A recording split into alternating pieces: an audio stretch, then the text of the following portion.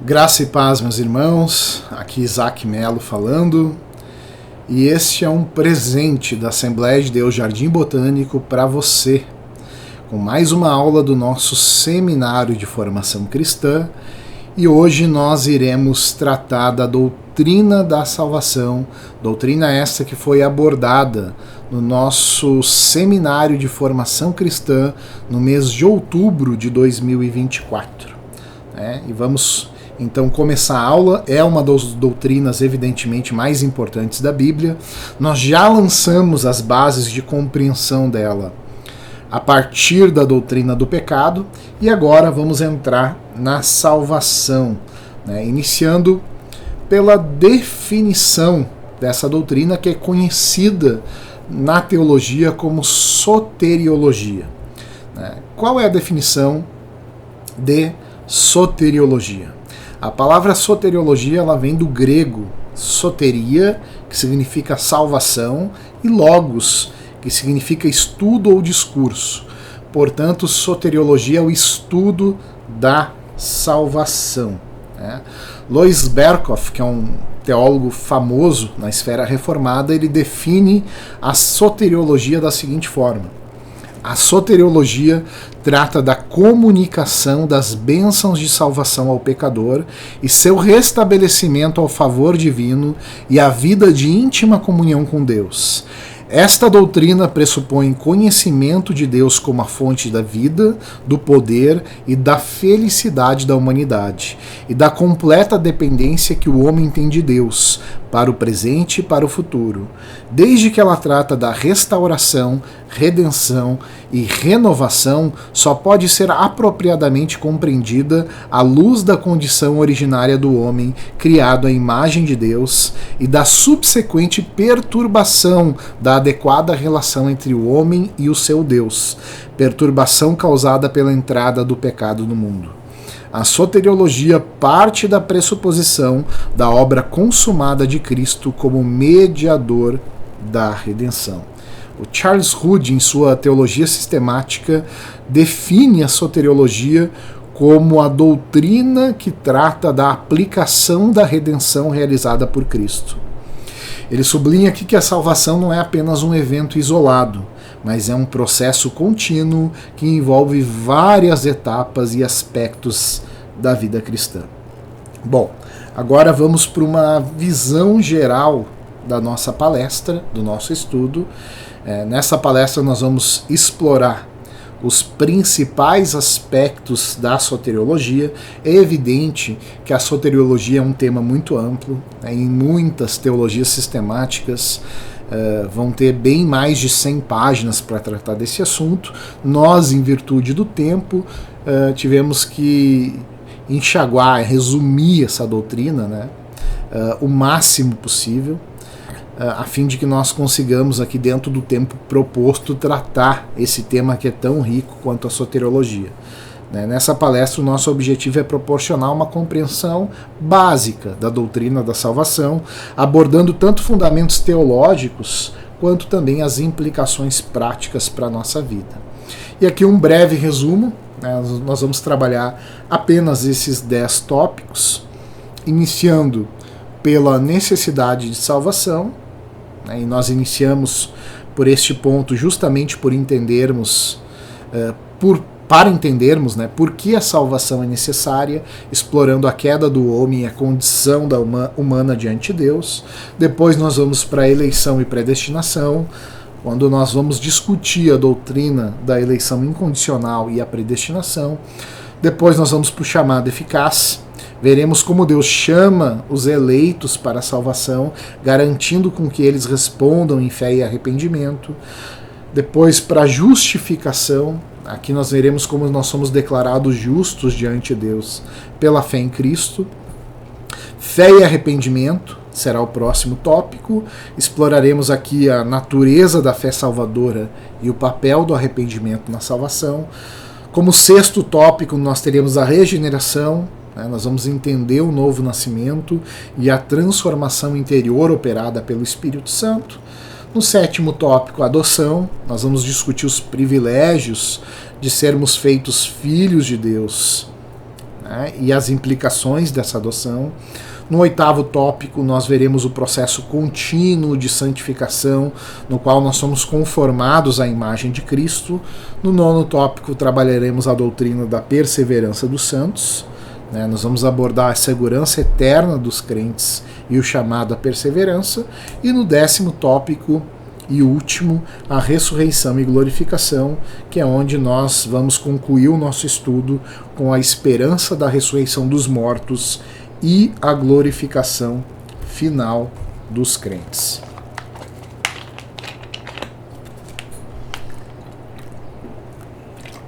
Vamos iniciar, portanto, com a necessidade da salvação.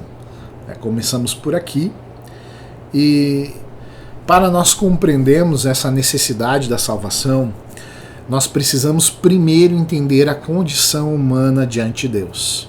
Nós trabalhamos isso na doutrina do pecado, mas é importante resgatarmos essa ideia para, a partir da necessidade da salvação, nós construirmos a doutrina bíblica da salvação.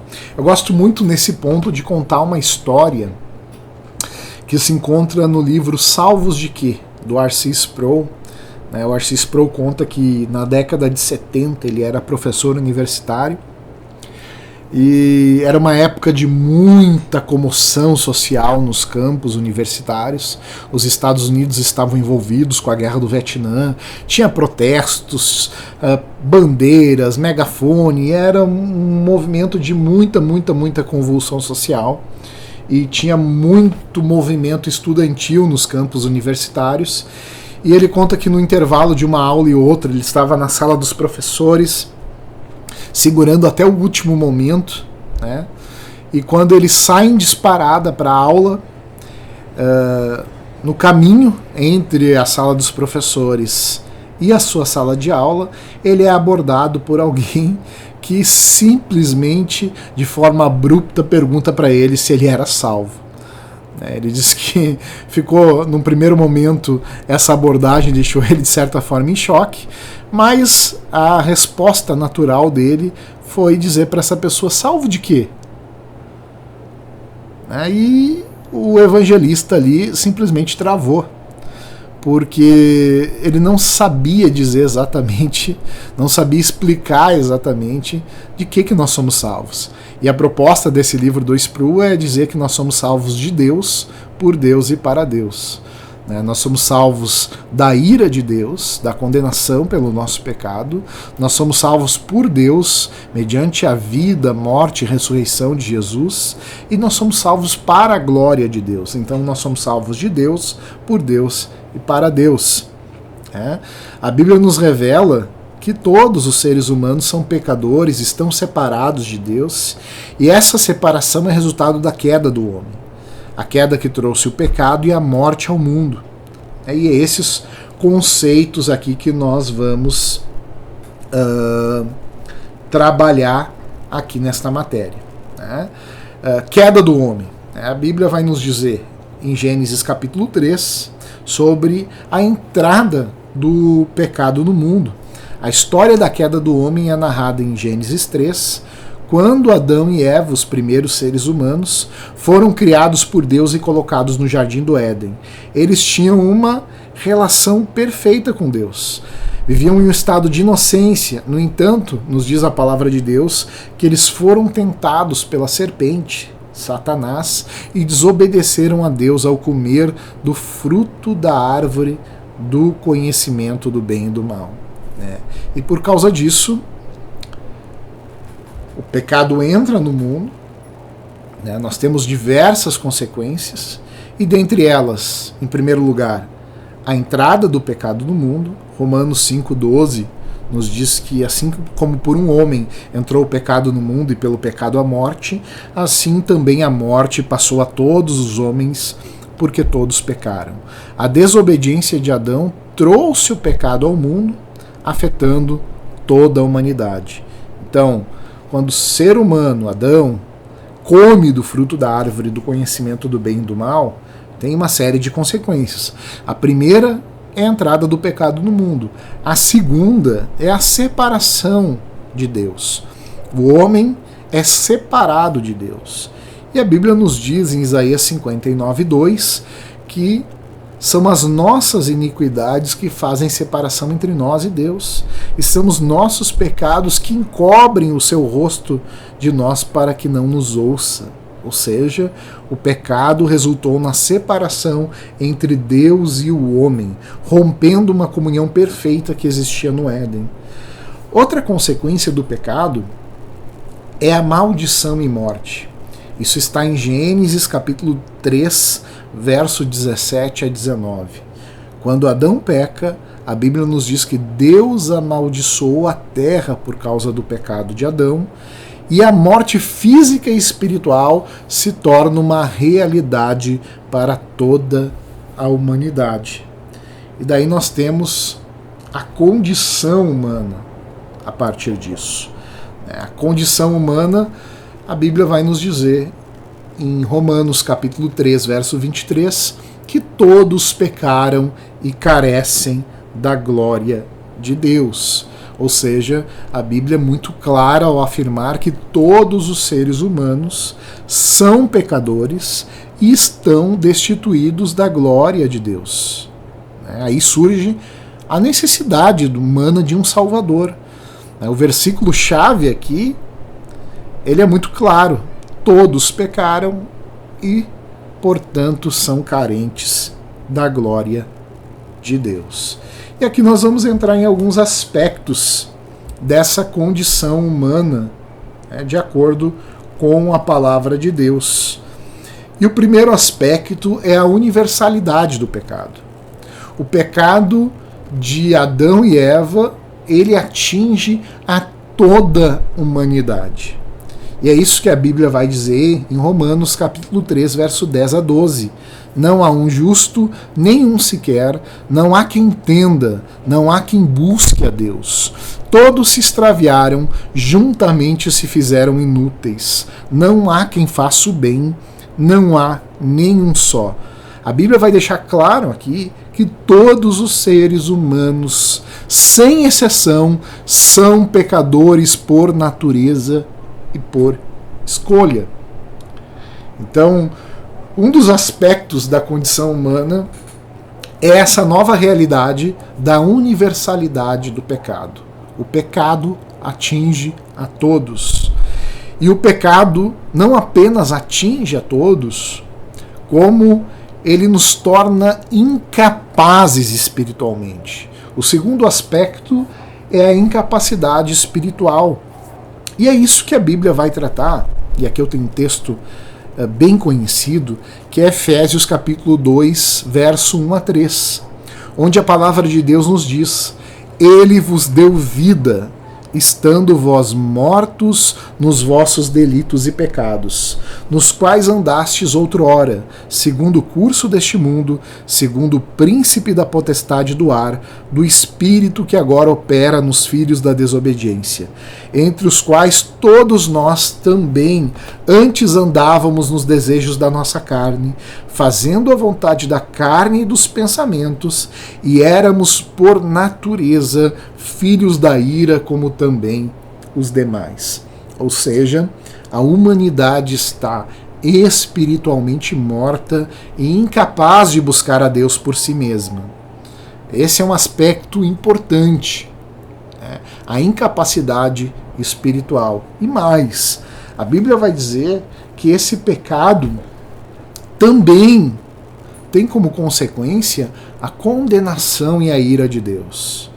João capítulo 3, verso 36 diz que aquele que crê no Filho tem a vida eterna, mas aquele que não crê no Filho não verá a vida, mas a ira de Deus sobre ele permanece. Qual é a conclusão aqui? Sem a intervenção divina, todos estão sob a justa ira de Deus, sob condenação e sob a justa ira de Deus. Diante disso, diante desses três aspectos, a universalidade do pecado, a incapacidade espiritual, a condenação e a ira de Deus, diante disso a necessidade da salvação é evidente. quando nós consideramos justamente essa condição desesperadora da humanidade. O pecado trouxe separação, morte, condenação. No entanto, a boa notícia, e aqui entra a doutrina da salvação, é que Deus, em sua infinita graça e misericórdia, providenciou um meio de salvação através de Jesus Cristo. E aqui nos próximos tópicos nós vamos explorar como Deus realiza essa obra de salvação em nossa vida. E nós vamos iniciar aqui pela doutrina da eleição e predestinação. A doutrina da eleição e predestinação é uma das mais profundas e, ao mesmo tempo, uma das mais desafiadoras doutrinas da teologia cristã. Ela nos leva a contemplar a soberania de Deus em sua obra de salvação, destacando que a salvação é do começo ao fim uma obra da graça divina. Nós vamos explorar essa doutrina à luz das Escrituras e aqui da tradição reformada. Definição de eleição. Eleição, e aqui eu vou usar a definição do Wayne Grudem, na teologia sistemática dele, eleição é um ato de Deus antes da criação, no qual ele escolhe algumas pessoas para serem salvas, não por causa de algum mérito antevisto nelas, mas somente por causa de sua suprema boa vontade. Então, eleição, importante isso, é um ato de Deus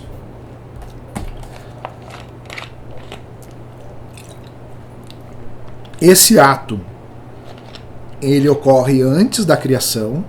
Paulo vai usar a expressão em Efésios 1:4, que é antes da fundação do mundo, no qual ele escolhe algumas pessoas para serem salvas, não por causa de algum mérito, mas somente por causa de sua suprema boa vontade. Agora, qual é a base bíblica para a doutrina da eleição? A Bíblia oferece aqui várias passagens e nós vamos examinar apenas algumas delas. Eu vou citar aqui Efésios capítulo 1, verso 4 e 5. Paulo diz: assim como nos escolheu nele. O nele aqui é em Cristo, antes da fundação do mundo, para sermos santos e irrepreensíveis diante dele.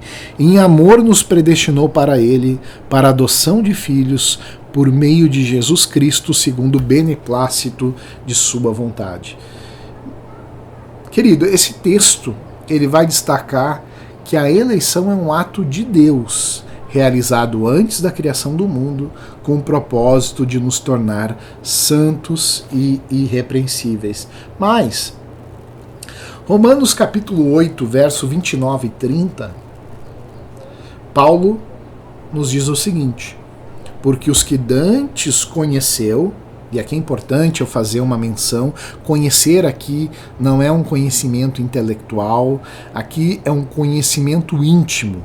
No Antigo Testamento, a palavra semelhante é usada para se referir inclusive ao intercurso sexual. Quando vai dizer, por exemplo, que Isaac conheceu Rebeca. Conhecer, então, é um conhecimento íntimo, porque aqueles que de antemão, ou que antes conheceu, ou teve esse conhecimento íntimo, Paulo vai dizer, também os predestinou para serem conforme a imagem de seu filho, a fim de que ele seja o primogênito entre muitos irmãos. E aos que predestinou, a estes também chamou, aos que chamou, a estes também justificou, e aos que justificou, a estes também glorificou.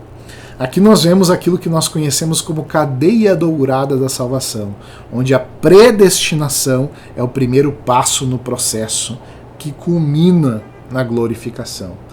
E temos também João 15,16, quando Jesus diz para os discípulos: não fostes vós que me escolhestes. Pelo contrário, eu vos escolhi a vós outros, e vos designei para que vades e deis fruto, e o vosso fruto permaneça, a fim de que tudo quanto pedirdes ao Pai em meu nome, ele vô-lo conceda. Aqui, Jesus afirma que a escolha dos discípulos foi uma iniciativa divina e não humana. E é isso que a Bíblia nos ensina. Deus escolhe os seus eleitos não com base em mérito, não com base na previsão de fé ou de boas obras, mas exclusivamente por sua graça soberana e boa vontade. Vamos falar um pouquinho sobre predestinação. A predestinação é frequentemente entendida como a extensão da eleição. Enquanto a eleição se refere à escolha de Deus de certas pessoas, a predestinação abrange o plano completo de Deus para essas pessoas, incluindo sua chamada, justificação, santificação e glorificação. Então, qual é a base bíblica? Nós temos aqui Efésios capítulo 1, verso 11, que diz: nele, digo, no qual fomos também feitos herança, havendo sido predestinados conforme o propósito daquele que faz todas as coisas segundo o conselho da sua vontade. Este versículo aqui ele reforça a ideia de que a predestinação é conforme o propósito e a vontade soberana de Deus.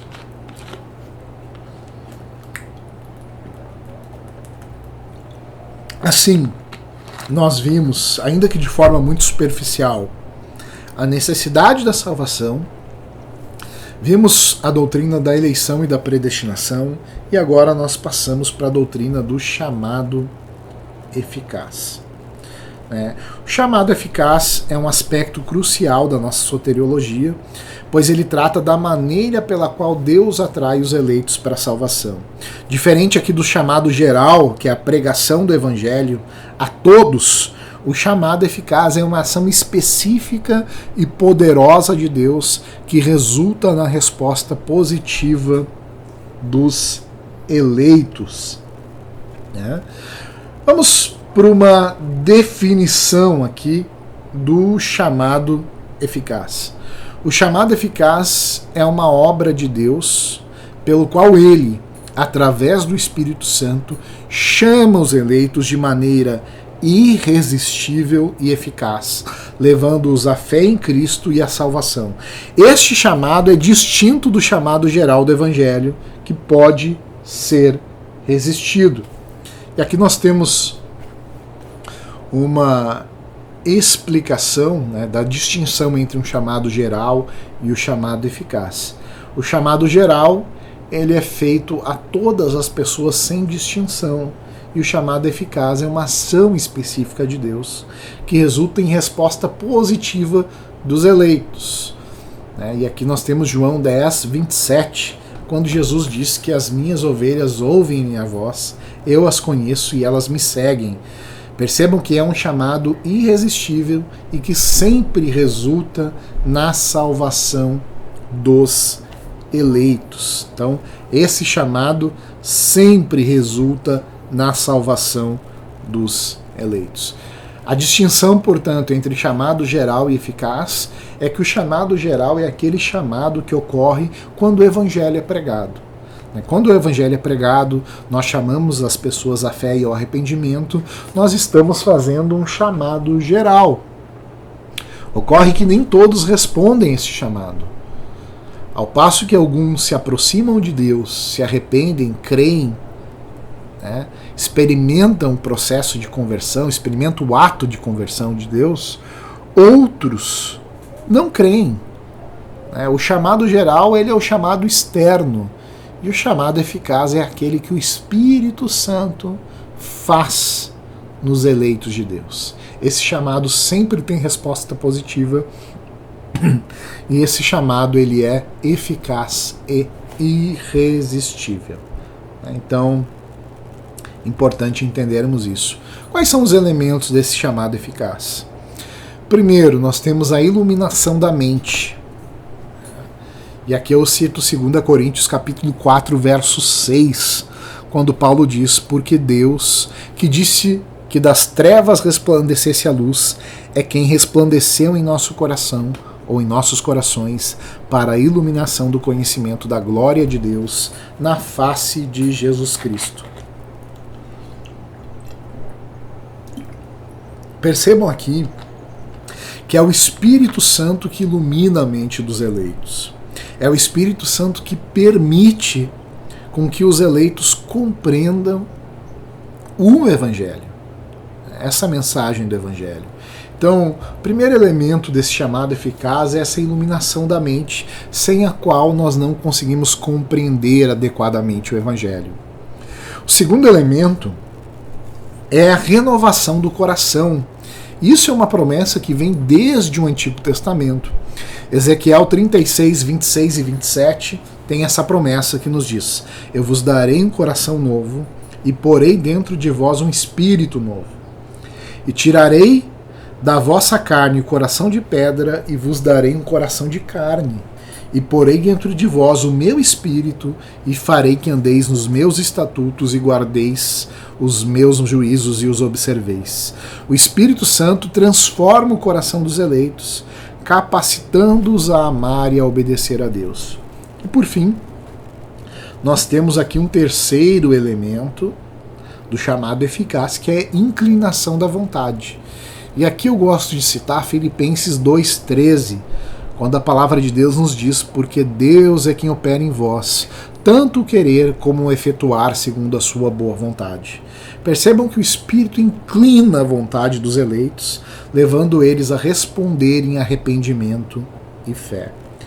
Portanto, o chamado eficaz é aquela obra poderosa e soberana de Deus, realizada pelo Espírito Santo e que garante que os eleitos irão responder ao Evangelho em fé e arrependimento. Percebam, ela não dá simplesmente uma possibilidade, ela garante a resposta. Quando Deus chama os eleitos, eles respondem em arrependimento e fé. Esse é um chamado cuja resposta é garantida. Por isso que nós usamos a expressão chamado eficaz ou graça irresistível. Ele nos dá a segurança da salvação, nos leva à humildade e gratidão e nos motiva a pregar o Evangelho com confiança. O próximo tópico do nosso estudo é a justificação. E essa doutrina é central para a fé cristã, e nós sabemos que ela foi um dos principais pontos de debate durante a Reforma Protestante. A justificação vai tratar da maneira pela qual Deus declara os pecadores justos diante de Deus, não com base em suas próprias obras, mas pela fé na obra redentora de Jesus Cristo. Aqui eu vou trazer uma definição de justificação que nos diz assim: a justificação é um ato judicial de Deus, por meio do qual, por causa da obra meritória de Cristo, imputada a um pecador e recebida por ele por meio da fé, unindo-o vitalmente ao seu substituto e salvador, Deus declara que o pecador está livre das exigências da lei e habilitado às recompensas por causa da obediência a esse substituto. Então, a justificação é um ato pelo qual Deus declara justo aquele que tem fé em Cristo.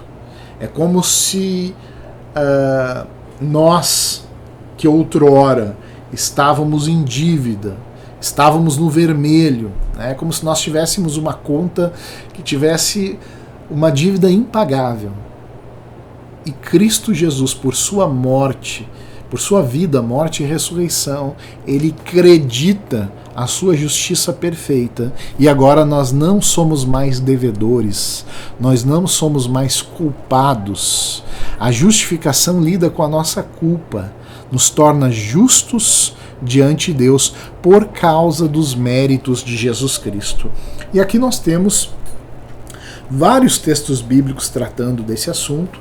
Eu vou apenas dar alguns deles. Por exemplo, Romanos 3, 24 a 26, diz a palavra de Deus: sendo justificados gratuitamente pela sua graça, pela redenção que há em Cristo Jesus, ao qual Deus propôs para propiciação pela fé no seu sangue, para demonstrar a sua justiça pela remissão dos pecados dantes cometidos, sob a paciência de Deus, para a demonstração da sua justiça neste tempo presente, para que ele seja justo e justificador daquele que tem fé em Jesus.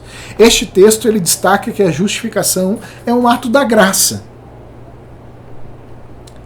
É um favor não merecido. É um ato da graça que é realizado por meio da redenção em Cristo Jesus. Mas, próprio Paulo, na carta aos Romanos, vai dizer, em Romanos capítulo 5, verso 1, sendo, pois, justificados pela fé, temos paz com Deus por meio de nosso Senhor Jesus Cristo. E aqui é muito claro, a justificação pela fé tem como um dos seus resultados a paz com Deus. Isso aqui é importante, porque o pecado inicialmente nos alienou de Deus, nos colocou sob a ira de Deus, nos tornou separados de Deus, e agora por Cristo nós fomos reconciliados, nós temos paz e nós gozamos do favor de Deus, unicamente por causa da justiça de Cristo, que é imputada, ou seja, é atribuída a nós sem mérito algum da nossa parte. Em 2 Coríntios capítulo 5, verso 21, esse é um dos textos que eu mais gosto na Bíblia. Paulo vai dizer assim: aquele que não cometeu o pecado, ou que não conheceu o pecado, quem não conheceu o pecado? Jesus Cristo. O fez pecado por nós, para que nele fôssemos feito justiça de Deus.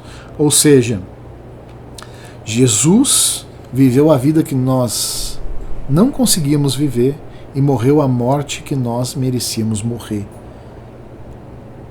Ele foi feito pecado por nós. Ele recebeu a punição pelo nosso pecado, para que nele nós fôssemos feito justiça de Deus.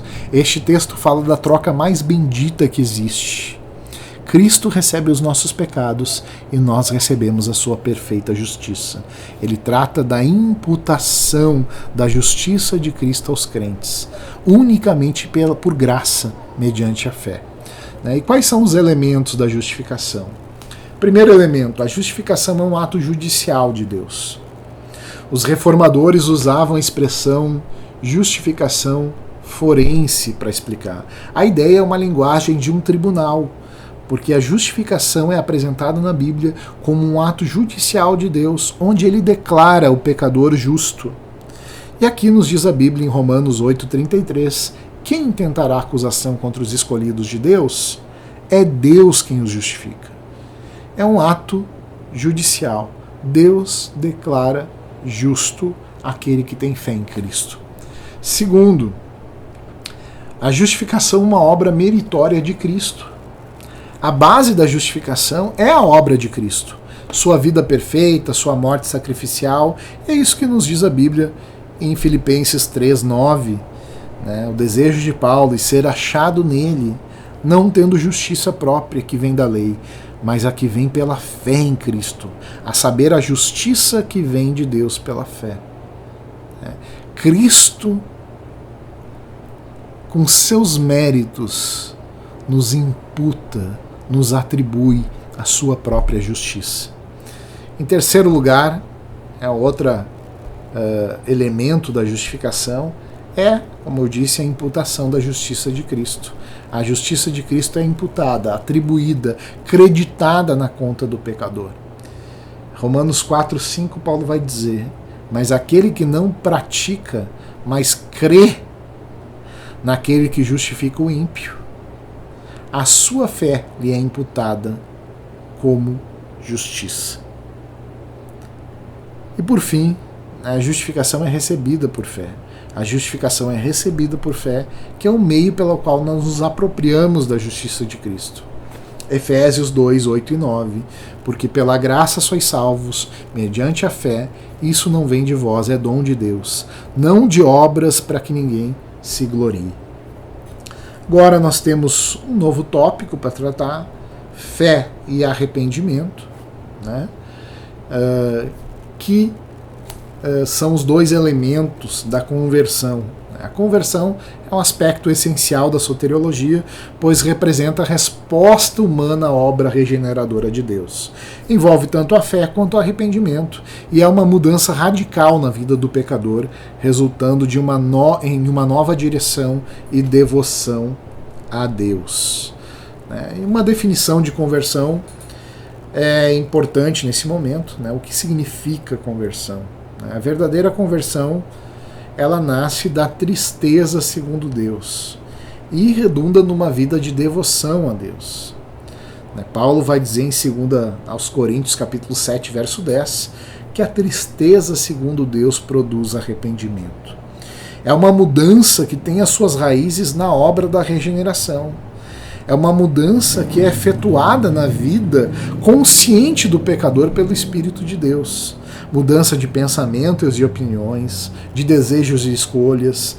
Envolve a convicção de que a direção anterior da nossa vida era insensata e errônea e altera todo o curso da nossa vida.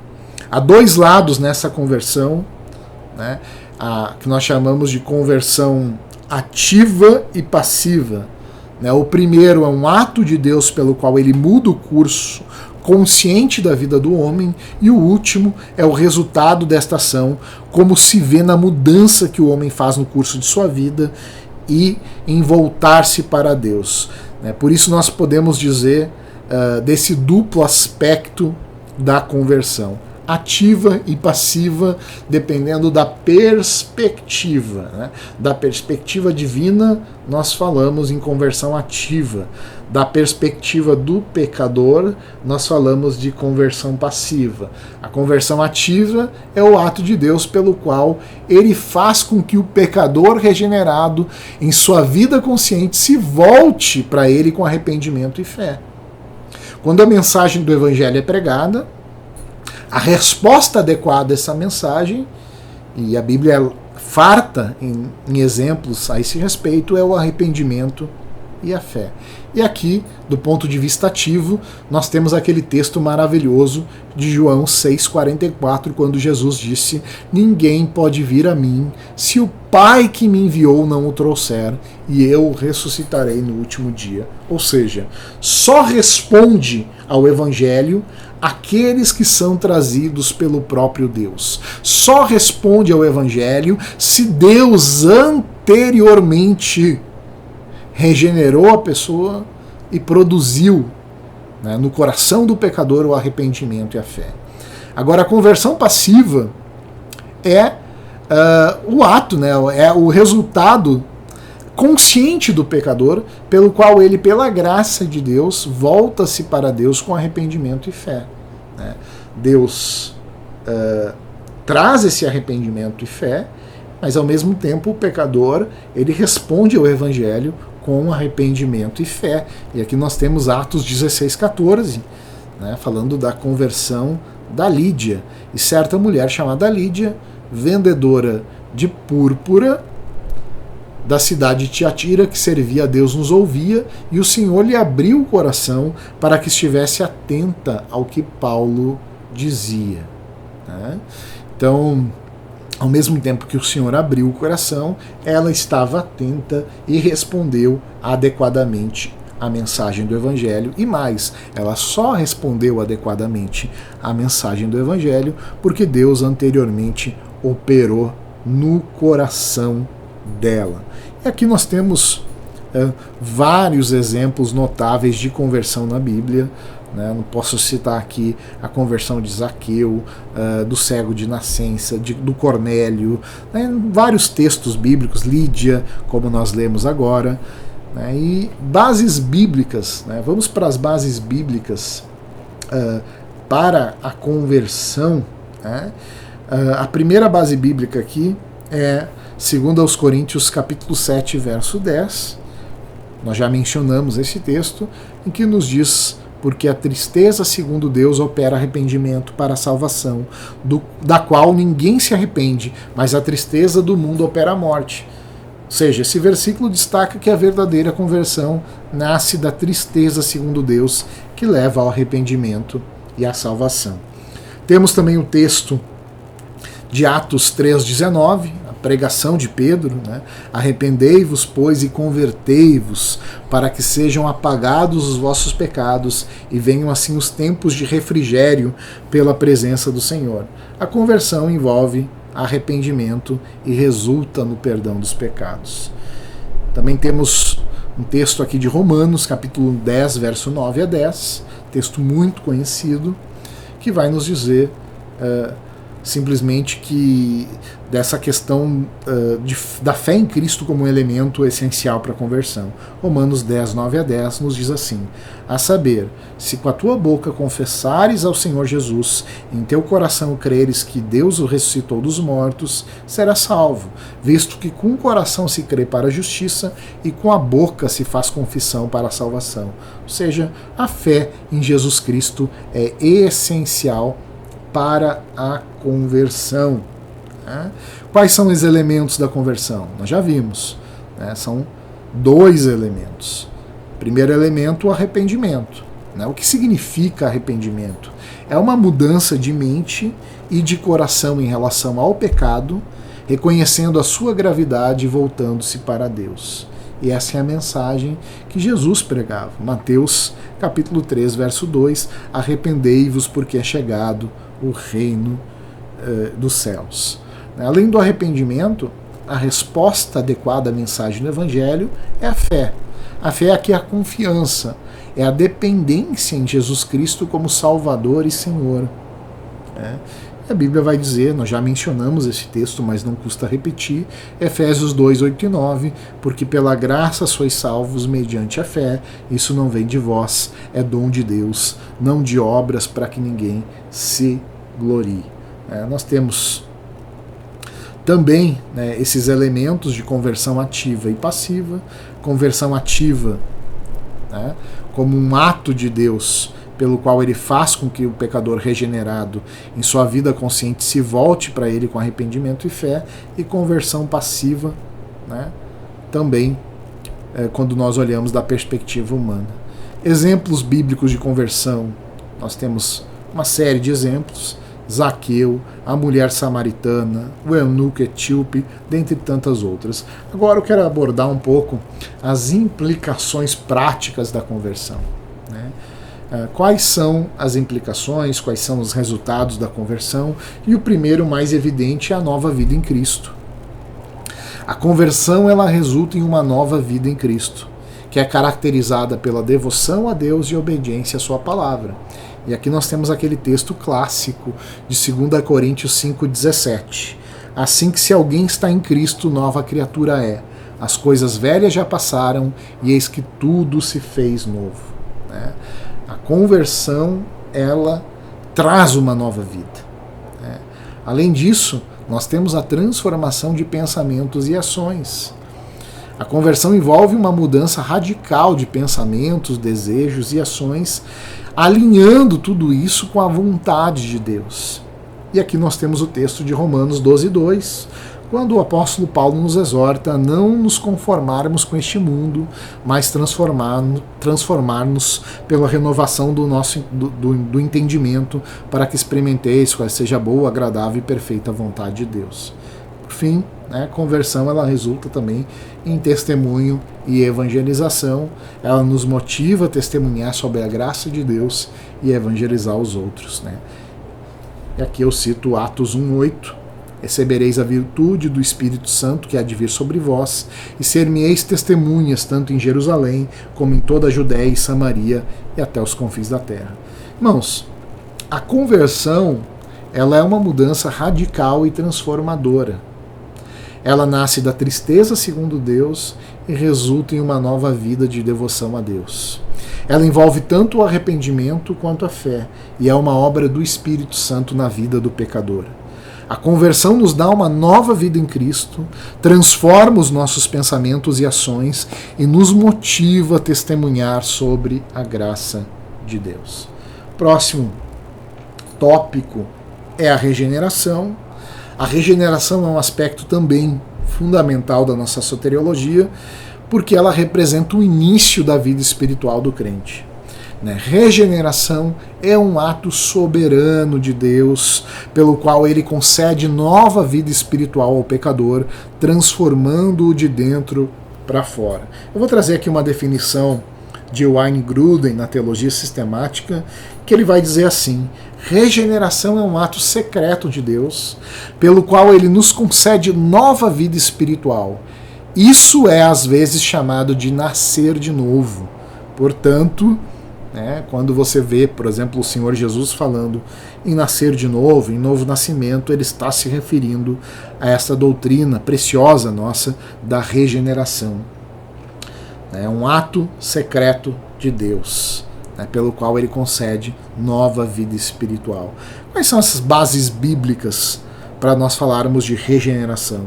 Vamos examinar algumas delas, poucas, só para conceituarmos bem o tema, e uma delas está em João capítulo 3, verso 3 a 8, que é justamente a conversa de Jesus com Nicodemos, quando nos diz a palavra de Deus.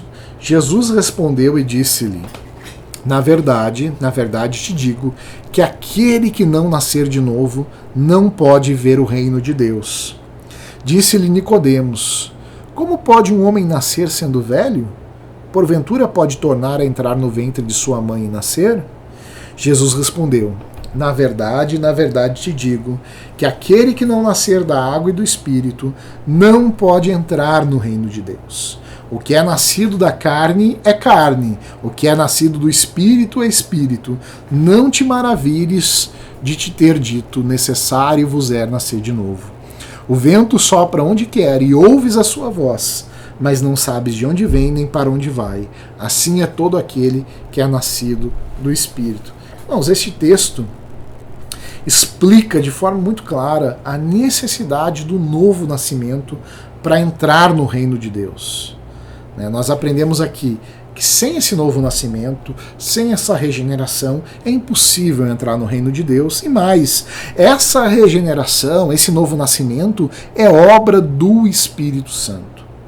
Temos também o texto de Tito 3,5, que nos diz a palavra de Deus: não por obras, ou não pelas obras de justiça que houvéssemos feito, mas segundo a sua misericórdia, nos salvou pela lavagem da regeneração e da renovação do Espírito Santo. A regeneração é um ato aqui de misericórdia de Deus, realizada pelo Espírito Santo. E nós temos também, por fim, o texto de 1 Pedro 1,3, que nos diz: bendito seja o Deus e Pai de nosso Senhor Jesus Cristo, que segundo a sua grande misericórdia nos gerou de novo para uma viva esperança pela ressurreição de Jesus Cristo dentre os mortos. Ou seja, a regeneração nos concede uma nova esperança viva baseada na ressurreição de Cristo. E agora nós vemos elementos dessa regeneração, e o primeiro elemento é que a regeneração é um ato secreto e soberano de Deus. É realizado pelo Espírito e é um ato secreto e soberano. Em segundo lugar, nós vemos pelos textos bíblicos que ela produz uma nova vida espiritual. Transforma o pecador de dentro para fora. Nós vimos aquele texto maravilhoso de 2 Coríntios 5,17, que diz que se alguém está em Cristo é nova criatura, ou seja, é uma nova vida espiritual que nasceu a partir da regeneração. E por fim, um terceiro elemento é o nascer de novo. A regeneração é frequentemente descrita como nascer de novo ou novo nascimento. E qual é o papel do Espírito Santo na regeneração? A Bíblia vai nos mostrar que o Espírito Santo ele tem um papel na regeneração. E o papel do Espírito Santo é basicamente três aqui. Em primeiro lugar, a convicção de pecado. É o Espírito Santo que convence o pecador do seu pecado e da necessidade de salvação. Jesus vai dizer isso em João 16,8. E quando ele vier, o Espírito Santo convencerá o mundo do pecado, da justiça e do juízo. O Espírito Santo também opera essa transformação interior. É ele que muda o coração e a mente do pecador. Ezequiel 36, 26 e 27, aquela promessa de Deus nos dar um coração novo, nos dar um espírito novo, né, tirar de nós o coração de pedra e nos dar o coração de carne, pôr a sua lei dentro de nós, ou seja, é o Espírito Santo que vai operar essa transformação interior, né, na regeneração. E nós temos aqui também como implicação a adoção como filhos de Deus. A regeneração nos torna filhos de Deus, adotados em sua família, né? Quais são as implicações práticas dessa regeneração? A nova identidade em Cristo. A regeneração nos dá essa identidade em Cristo como novas criaturas. E aqui eu cito Gálatas 2:20. Já estou crucificado com Cristo e não vivo. E vivo não mais eu, mas Cristo vive em mim. E a vida que agora vivo na carne, vivo na fé no Filho de Deus, o qual me amou e se entregou a si mesmo por mim. Ou seja, ganhamos uma nova identidade em Cristo. Segundo lugar, a capacidade para viver uma vida santa, né? Uma autora inglesa, Henry Scougal, que teve uma grande influência na vida de George Whitefield, ele lançou um livro muito bom, cujo nome é A Vida de Deus na Alma do Homem, né? A regeneração tem tudo a ver com isso. Nós ganhamos essa capacidade de vivermos uma vida santa, uma vida obediente. E é interessante o texto de 1 João 3,9, que diz que qualquer que é nascido de Deus não comete pecado, porque a sua semente permanece nele e não pode pecar porque é nascido de Deus. É óbvio que ele não está dizendo que o cristão não peca, mas ele não tem um estilo de vida pecaminoso, né? À medida que ele é regenerado, que ele recebe o Espírito Santo, ele passa a ter um desejo e uma capacidade de viver de acordo com a lei de Deus. E por fim, o desejo de conhecer e servir a Deus. A regeneração, ela desperta em nós esse desejo. Filipenses 2,13 vai dizer que Deus opera em nós tanto o querer quanto o efetuar, o poder de obedecer à sua vontade. A regeneração, então, é um ato secreto e soberano de Deus, pelo qual ele concede nova vida espiritual. Ela marca o início da vida cristã e é a base para todas as outras bênçãos da salvação. A regeneração transforma o nosso coração e a nossa mente, nos dá a nova identidade em Cristo, nos capacita a viver uma vida santa e desperta em nós um desejo profundo de conhecer e servir a Deus. Agora nós vamos adentrar no próximo tópico, que é a adoção, né? Esse é um tópico que é muito caro para mim, né? Para quem não sabe, eu sou adotado, eu fui adotado quando era criança, e a pessoa, quando é adotada, ela tem exatamente os mesmos direitos de um filho legítimo, um filho segundo a carne, né? O que a Bíblia nos mostra é que nós fomos adotados na família de Deus por meio da obra de Jesus Cristo. A adoção é um aspecto maravilhoso e consolador da nossa soteriologia, porque nos revela o amor de Deus ao nos fazer seus filhos. É um ato soberano de Deus pelo qual ele nos acolhe em sua família, conferindo-nos todos os direitos e privilégios de filhos. Que maravilha essa doutrina! Nós fomos adotados e agora nós temos todos os direitos e privilégios de sermos filhos de Deus. Wayne Grudem vai definir a adoção da seguinte forma: a adoção é um ato de Deus por meio do qual ele nos torna membros de sua família. E aqui a Bíblia nos fala em vários textos, e aqui eu vou citar alguns, para trabalhar essa doutrina da adoção. Eu vou citar 3 aqui.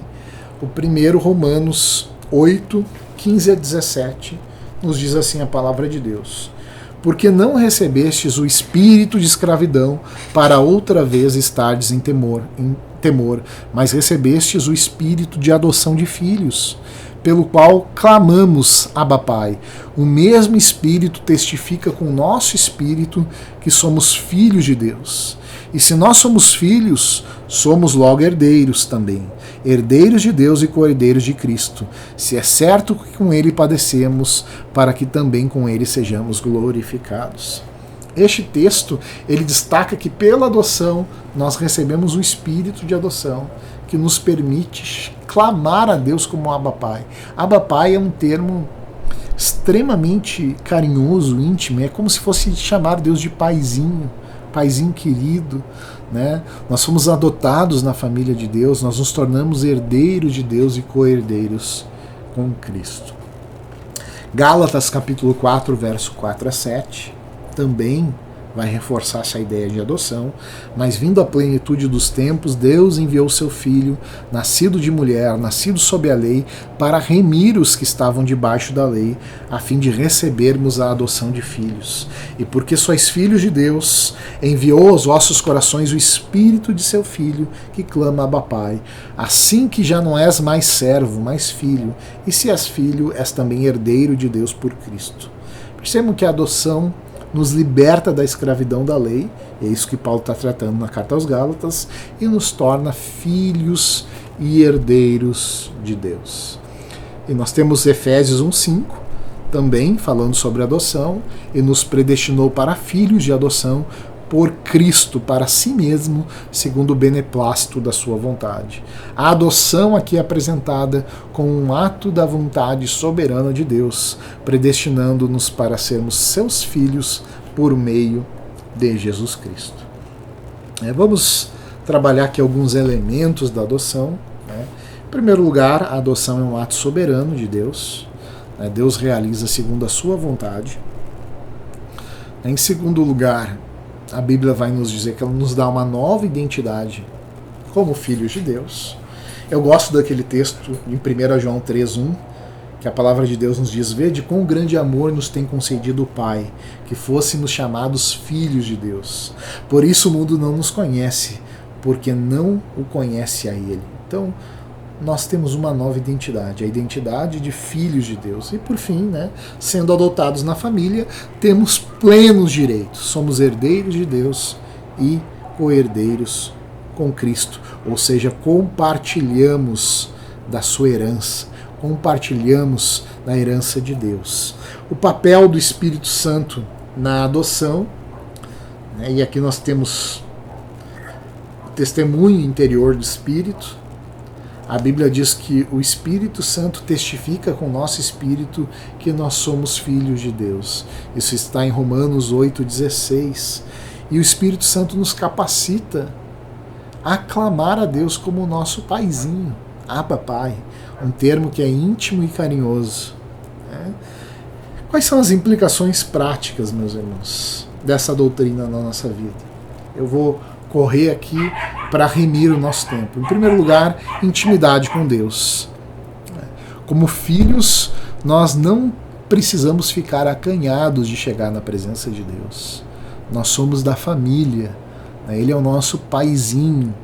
Ou seja, a adoção nos dá acesso íntimo a Deus, permitindo chamá-lo de Abba Pai. É o que vai dizer a palavra de Deus em Hebreus 4,16, que nós devemos chegar com confiança ao trono da graça, para que possamos alcançar misericórdia e achar graça, a fim de sermos ajudados em tempo oportuno. Ou seja, o fato de sermos adotados nos dá essa intimidade com Deus. Ele é o nosso Pai, nós somos da sua família, nós somos herdeiros de Deus e co-herdeiros com Cristo. Outra coisa, a adoção nos dá segurança e confiança. Nós temos segurança e confiança na nossa relação com Deus. E é por isso que Paulo vai dizer, esse é um dos textos mais maravilhosos da Bíblia, em Romanos 8, 38 e 39, quando ele diz: porque eu estou certo de que nem a morte, nem a vida, nem os anjos, nem os principados, nem as potestades, nem o presente, nem o porvir, nem a altura, nem a profundidade, nem alguma outra criatura nos poderá separar do amor de Deus que está em Cristo Jesus nosso Senhor. Nós temos segurança, nós temos confiança que absolutamente nada pode nos separar de Deus. E essa adoção nos faz herdeiros das promessas. Nós somos herdeiros de Deus e co-herdeiros com Cristo. É isso que a palavra de Deus nos afirma. Então, meus queridos, A adoção aqui nos foi apresentada como um ato soberano e amoroso de Deus, pelo qual ele nos torna membros da sua família. Pela adoção nós recebemos uma nova identidade como filhos de Deus, com todos os direitos e privilégios que isso implica. O Espírito Santo testifica com o nosso espírito que somos filhos de Deus, nos capacita a clamar a Deus como Abba Pai e nos dá segurança e intimidade na nossa relação com Ele. Bom, agora o nosso próximo tópico é a santificação. A santificação é um aspecto essencial da soteriologia, porque trata do nosso processo de transformação à imagem de Cristo. É uma obra graciosa do Espírito Santo que nos liberta da corrupção do pecado e nos capacita a vivermos uma vida santa e produtiva. Aqui eu trago uma definição de santificação também do Lois Berkhof, que se encontra na sua Teologia Sistemática, né? Essa definição é a seguinte: pode-se definir a santificação como a graciosa e contínua operação do Espírito Santo, pela qual ele liberta o pecador justificado da corrupção do pecado, renova toda a sua natureza à imagem de Deus e o capacita a praticar boas obras. Base bíblica da santificação: nós temos diversas bases bíblicas, porém eu vou abordar apenas algumas delas aqui. 1 Tessalonicenses 4:3, porque esta é a vontade de Deus, a vossa santificação, que vos abstenhais da prostituição. Este texto aqui vai destacar que a santificação é a vontade de Deus para os crentes. Hebreus 10:10, no qual vai nos dizer, né, na qual vontade temos sido santificados pela oblação do corpo de Jesus Cristo, feita uma vez. A santificação é uma obra realizada por meio do sacrifício de Cristo. E nós temos aqui, segundo aos Coríntios, capítulo 3, verso 18, né, que vai trazer um texto maravilhoso, né, que diz: mas todos nós, com o rosto descoberto, refletindo como em um espelho a glória do Senhor, somos transformados de glória em glória, na mesma imagem como pelo Espírito do Senhor. Ou seja, a santificação é um processo contínuo de transformação à imagem de Cristo, realizado pelo Espírito Santo. Bom, quais são os elementos da santificação? A primeira questão, e a mais evidente, é a libertação da corrupção do pecado. A santificação liberta o pecador justificado da corrupção do pecado. Nós temos o texto aqui de Romanos 6, 6 e 7, que nos diz: sabendo isto, que o nosso velho homem foi com ele crucificado, para que o corpo do pecado seja desfeito, para que não sirvamos mais ao pecado, porque aquele que está morto está justificado do pecado.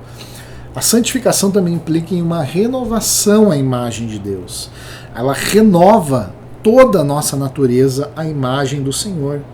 E aqui nós temos Colossenses capítulo 3, verso 10, que nos diz a palavra de Deus: Colossenses capítulo 3, verso 10, que nos diz a palavra de Deus: e vos vestistes do novo, que se renova para o conhecimento segundo a imagem daquele que o criou. E, como terceiro elemento, a santificação nos capacita para praticarmos as boas obras. E nós temos aquele texto de Efésios 2:10, porque somos feitura sua, criados em Cristo Jesus para as boas obras, as quais Deus preparou para que andássemos nela. Aqui nós vamos ver o papel do Espírito Santo na santificação. E em primeiro momento nós vemos a questão da convicção e arrependimento. É o Espírito Santo que nos convence do pecado e nos conduz ao arrependimento. Isso a Bíblia vai nos dizer em João 16:8, quando diz que o papel do Espírito Santo, próprio Jesus disse, quando ele vier, convencerá o mundo do pecado, da justiça e do juízo. Um outro aspecto, um outro papel, ou seja, do Espírito Santo, é a transformação do nosso interior. O Espírito Santo realiza uma transformação no interior, mudando o nosso coração e a nossa mente. E aqui eu cito novamente Ezequiel 36, 26 e 27, aquela promessa, né, de Deus de tirar o nosso coração de pedra, colocar um coração de carne, colocar dentro de nós o seu Espírito e fazer com que nós andemos segundo os seus estatutos. E nós temos aqui um terceiro papel, que é a produção do fruto do Espírito. Né? É a consequência da operação do Espírito de Deus na nossa vida, é a manifestação do fruto do Espírito, lá descrito em Gálatas capítulo 5, verso 22 e 23. Agora nós vamos falar um pouquinho sobre os aspectos da santificação, basicamente 3. Né? A santificação posicional, que é aquela pela qual nós somos declarados santos por causa da obra de Cristo Jesus. Você pode perceber que Paulo, quando ele escreve as suas cartas, muitas vezes ele vai se dirigir à igreja como os santos que habitam em determinada cidade. Os membros da igreja são chamados de santos. Por exemplo, a própria igreja de Corinto, 1 Coríntios 1:2, Paulo diz: a igreja de Deus que está em Corinto, aos santificados em Cristo Jesus, chamados santos, com todos os que em todo lugar invocam o nome do nosso Senhor Jesus Cristo, Senhor deles e nosso. Ou seja, a igreja de Corinto, nós sabemos, era cheia de problemas, vários pecados, facções, divisões, imoralidade e tantas outras coisas, porém o apóstolo Paulo chama eles de santos. Essa santificação posicional diz que nós somos santos pelo simples fato de estarmos em Cristo. Nós somos santos santificados por aquele que é o único santo santificador. Nós temos também a santificação progressiva, que é esse processo contínuo que nós passamos de sermos cada vez mais e mais conformados à imagem de Jesus. O Espírito de Deus trabalhando em nossa vida vai nos transformando e nos tornando cada vez mais parecidos com Cristo. E aqui nós temos Filipenses 2, 12 e 13. De sorte que, meus amados, assim como sempre obedecestes, não só na minha presença, mas muito mais agora na minha ausência, assim também operai a vossa salvação com temor e tremor, porque Deus é quem opera em vós, tanto o querer como o efetuar segundo a sua boa vontade. Ou seja, nós estamos sempre, alguns textos, algumas traduções vão dizer desenvolvei a vossa salvação. Nós estamos nesse processo de sermos mais e mais transformados, mais e mais conformados à imagem de Jesus Cristo, mais e mais santificados pela operação do Espírito Santo na nossa vida. E por fim nós temos a santificação futura, que é aquela que vai ser realidade quando nós formos glorificados. A santificação futura se refere à nossa completa conformidade à imagem de Cristo na glorificação final. E aqui nós temos 1 João 3,2: amados, agora nós somos filhos de Deus, e ainda não é manifesto o que havemos de ser, mas sabemos que, quando Ele se manifestar, seremos semelhante a Ele, porque assim como é, o veremos. Então, a santificação futura é aquele estado de bem-aventurança eterna, quando o pecado já não mais fará parte da nossa experiência e da nossa vida. Quais são as implicações dessa doutrina da santificação na nossa vida? A primeira é viver uma vida santa. A santificação nos chama a viver uma vida santa. O desejo de Deus é que as nossas vidas sejam mais e mais conformadas à sua vontade. E a Bíblia vai nos dizer em 1 Pedro, capítulo 1, verso 15 e 16: mas como é santo aquele que vos chamou, sede vós também santos em toda a vossa maneira de viver, porquanto está escrito, sede santo porque eu sou santo. Ou seja, nós somos chamados a viver uma vida de santidade, de conformidade com a vontade de Deus, com a lei de Deus. Em segundo lugar, essa doutrina nos leva a lutar contra o pecado. A santificação nos capacita a lutar contra o pecado e a buscar a pureza. Nós temos aquele texto maravilhoso de Romanos 6, 12 a 14, quando Paulo vai instigar a igreja e dizer: não reine, portanto, o pecado em vosso corpo mortal, para lhe obedecerdes em suas concupiscências. Nem tampouco apresenteis os vossos corpos ou os vossos membros ao pecado por instrumentos de iniquidade, mas apresentai-vos a Deus como vivos dentre os mortos, e os vossos membros a Deus como instrumentos de justiça, porque o pecado não terá domínio sobre vós, pois não estáis debaixo da lei, mas debaixo da graça. Por fim, a santificação nos habilita a produzir frutos de justiça. A santificação nos habilita, nos capacita, nos dá essa condição de produzirmos frutos de justiça para a glória de Deus. Filipenses 1:11, cheios do fruto de justiça, que são por Cristo Jesus, ou por Jesus Cristo, para a glória e louvor de Deus. Então, meus irmãos, a santificação, ela é uma obra graciosa e contínua do Espírito Santo, pelo qual ele nos liberta dessa corrupção do pecado, renova a nossa natureza à imagem de Deus e nos capacita a praticar boas obras. É um processo que começa lá na regeneração, continua ao longo de toda a nossa vida cristã e culminando apenas na glorificação futura. O próximo e penúltimo tópico é a perseverança dos santos. Essa doutrina é uma das mais consoladoras e encorajadoras da fé cristã. Ela nos assegura que aqueles que foram chamados por Deus e têm uma fé genuína perseverarão até o fim e alcançarão a salvação final. Eu trago aqui uma definição, e essa definição vai nesse mesmo sentido. Diz: a doutrina da perseverança final dos santos ensina que aqueles que são efetivamente chamados por Deus para o exercício da fé genuína certamente perseverarão na salvação final.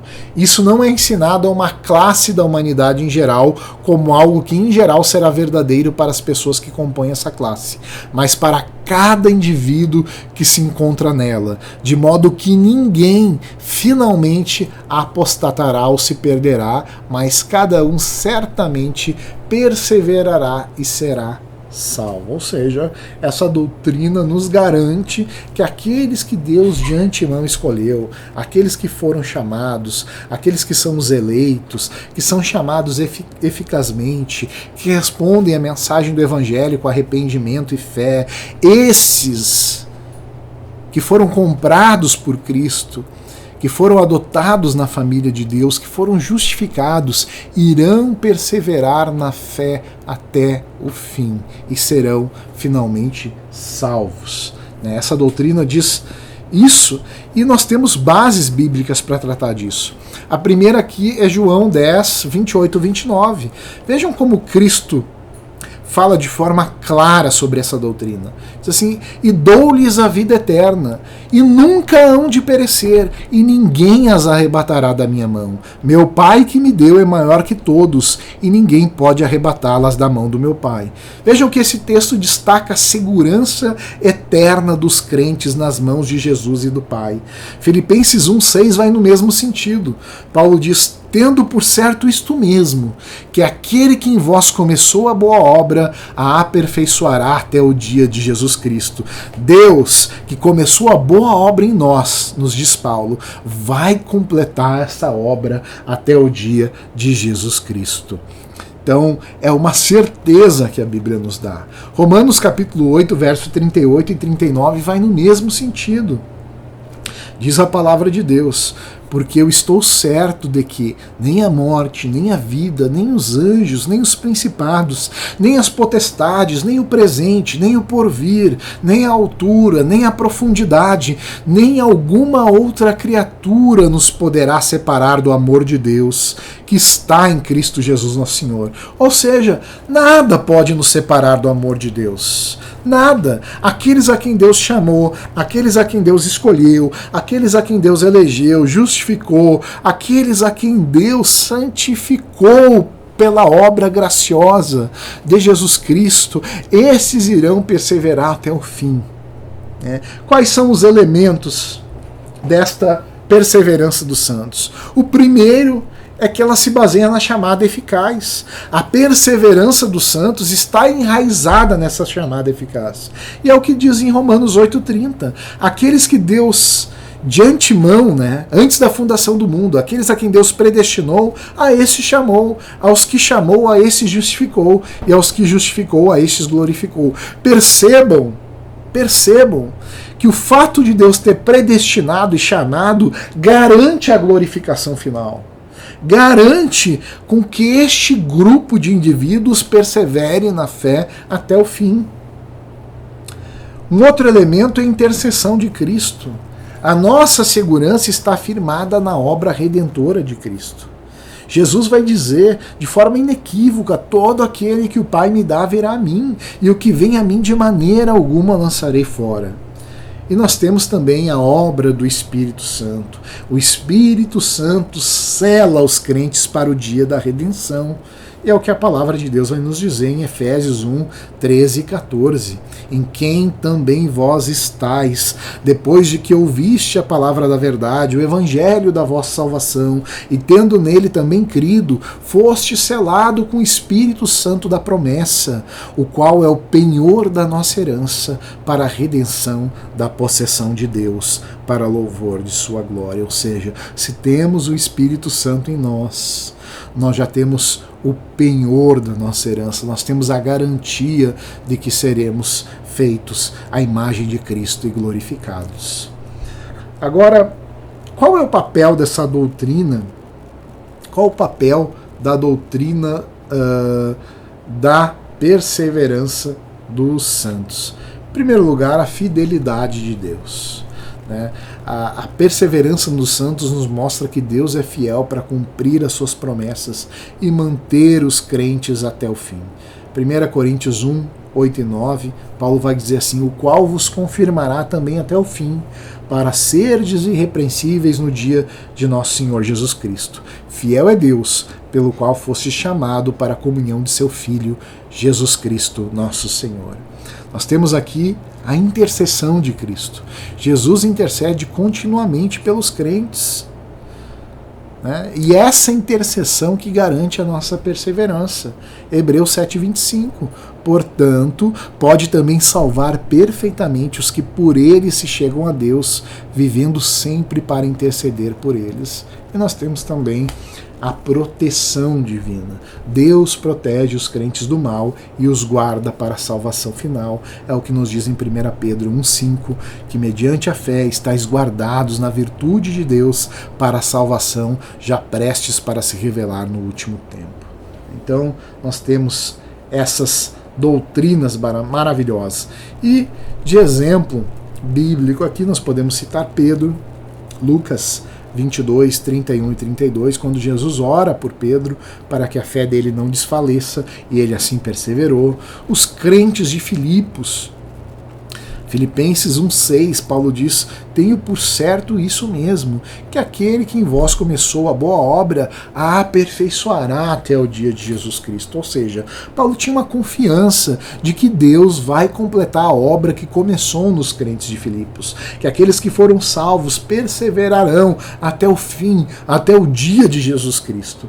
E quais são, meus irmãos, as implicações práticas dessa doutrina? A primeira é a segurança e confiança. A doutrina da perseverança dos santos nos dá essa segurança, que nada vai nos separar do amor de Deus, que nada pode nos separar de Deus, que aqueles que foram salvos serão garantidos, serão preservados até o fim. Em segundo lugar, é uma motivação para a santidade. A certeza de perseverança nos motiva a viver vidas santas. E por fim, não menos importante, essa doutrina traz consolo nas provações. Ela nos consola nos momentos de dificuldade, sabendo que Deus nos sustentará.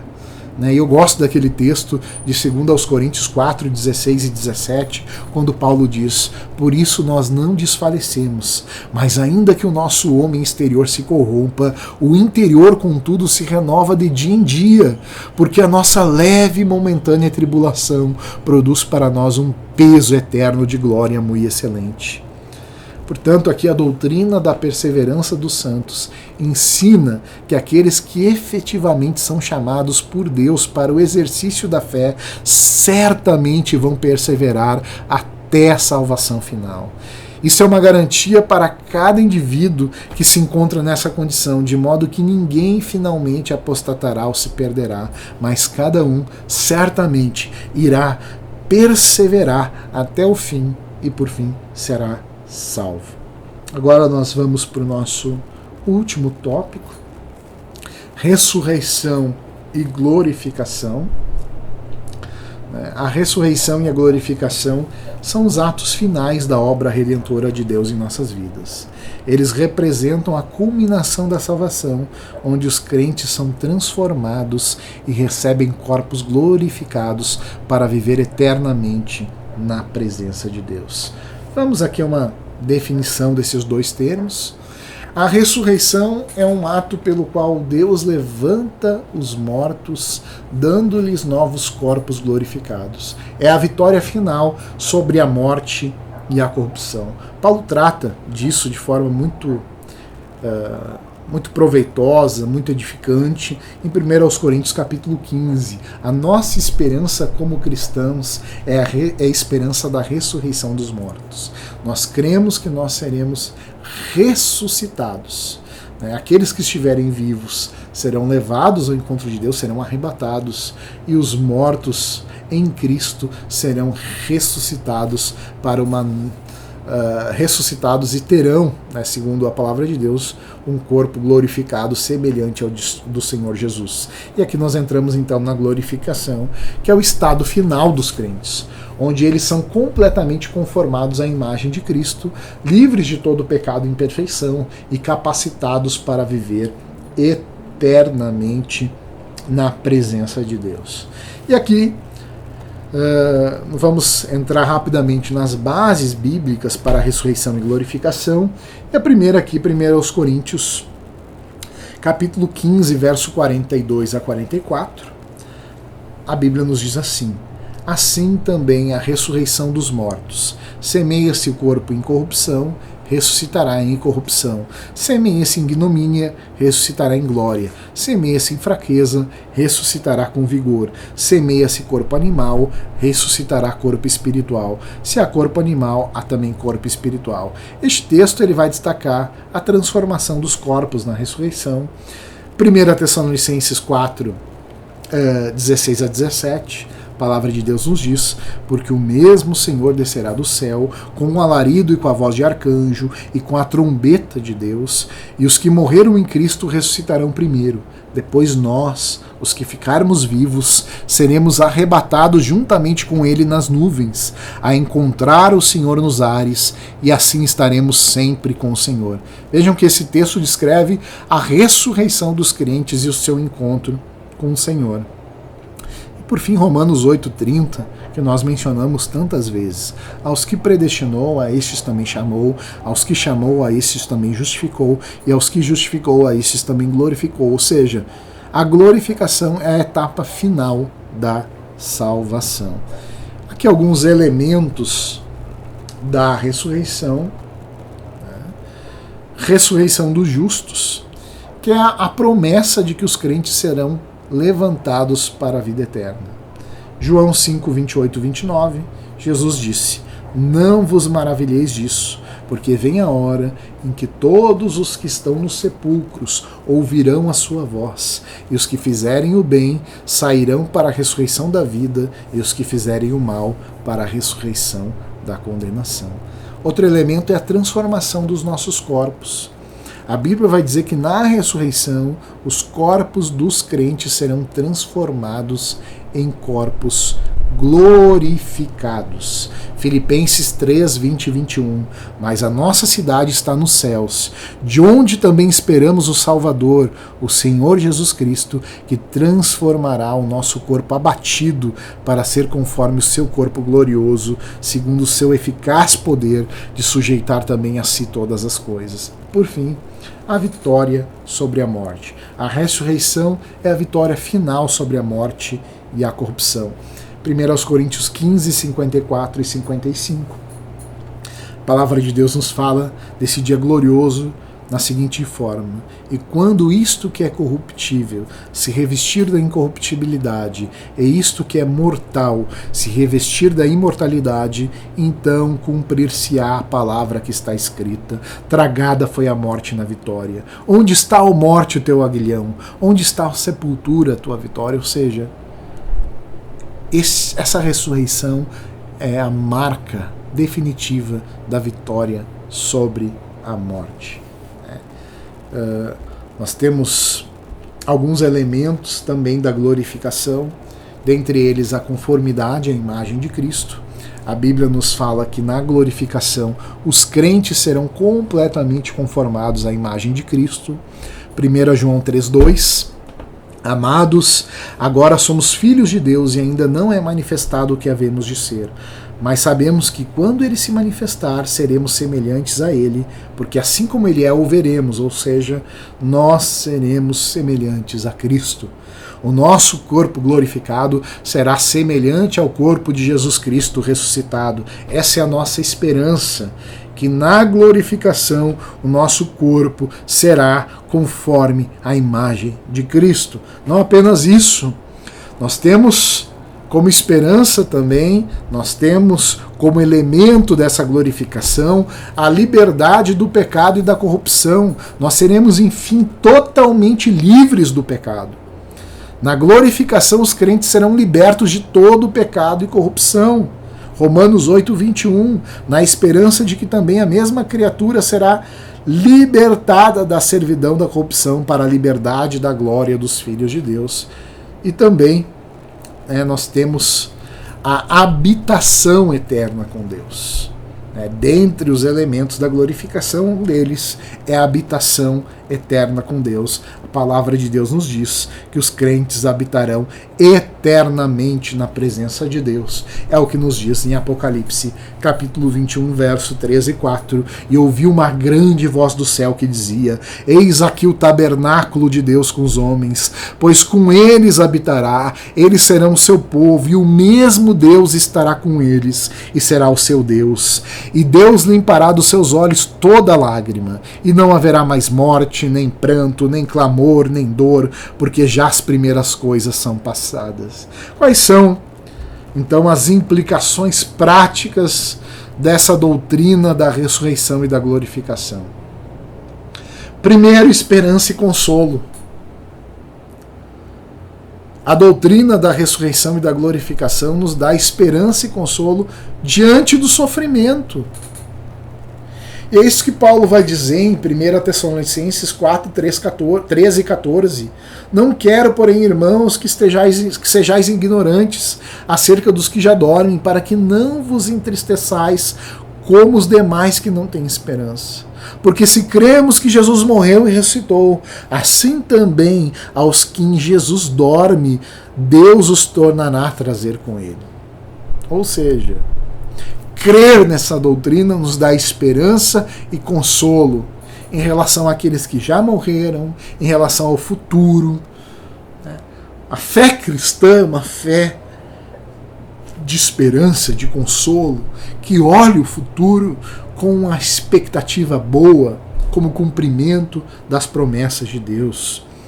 Também uma motivação para a santidade. A certeza da ressurreição final, a certeza da glorificação, nos motiva a viver uma vida santa e obediente a Deus.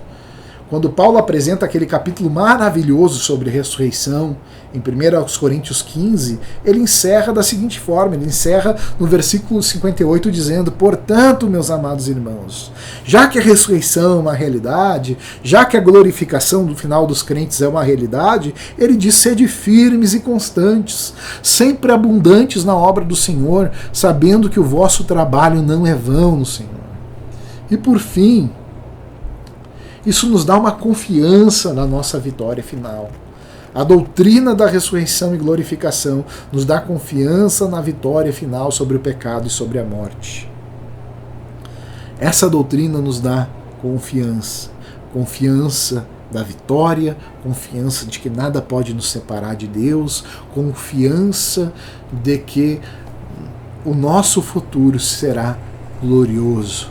Nós seremos semelhantes ao Senhor, habitaremos para sempre com Deus e o pecado não fará mais parte da nossa experiência. Então, meus irmãos, a ressurreição e a glorificação são os atos finais dessa obra redentora de Deus em nossas vidas.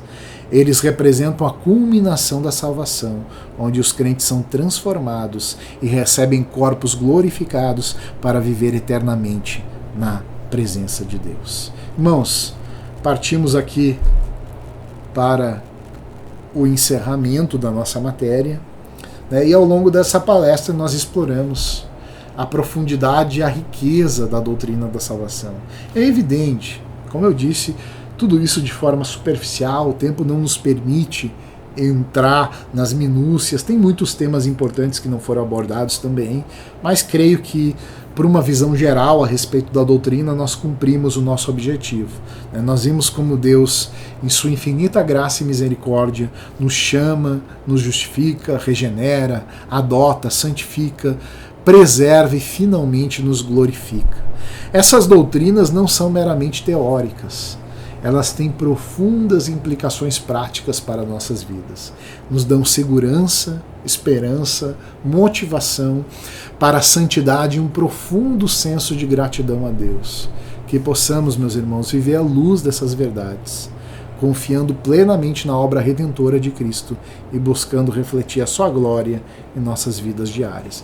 É isso que eu desejo. Agora que nós passamos por essa doutrina tão maravilhosa, que possamos não apenas entendê-la intelectualmente, mas vivermos à luz desta verdade.